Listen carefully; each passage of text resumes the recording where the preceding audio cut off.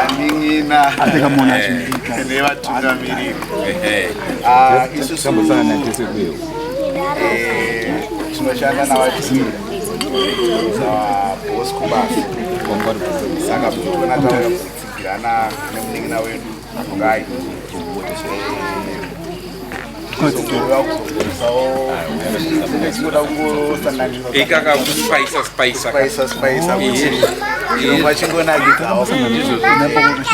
tichikwata chinonzi rudzi tribe chiri kutanga medu chiri kusumukira but kune vanoteerera music pane song yatakamboita naTrevor Dongo yakamborira zvakanyanya inonzi akaodzekwa semukaka matavira